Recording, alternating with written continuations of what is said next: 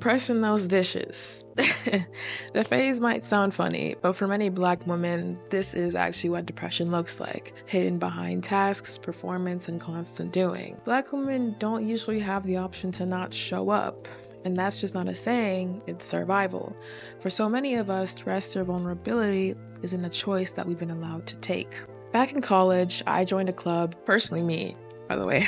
I joined a club where Black women could finally speak freely about what we were carrying. What surfaced wasn't just stress, it was deep, complex trauma, some of which came from African cultural expectations, some from societal pressure, but nearly all of us had stories that left a mark on our mental health. Some came from more traditional backgrounds, and others didn't. But the through line is clear. We had been expected to hold it all together, and we did, without therapy, without an emotional support system. We learned to rely on ourselves because that was what was required at the time. Because of that, many of us became high functioning in our depression.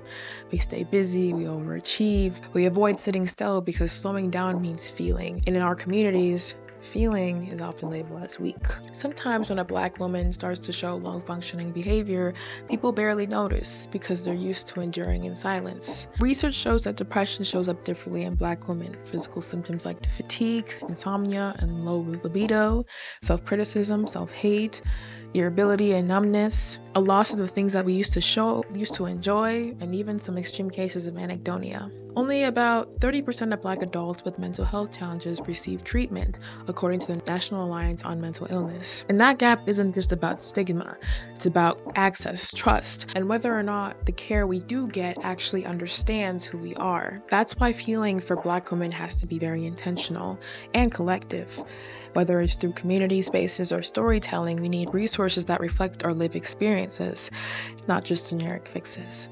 Not strong woman survival hacks. We need care that doesn't provide us to translate ourselves to be understood, care that honors the complexity of what we carry and gives us room to feel. Because the goal isn't just to function, it's to heal. And healing should never, and I mean never, be a luxury.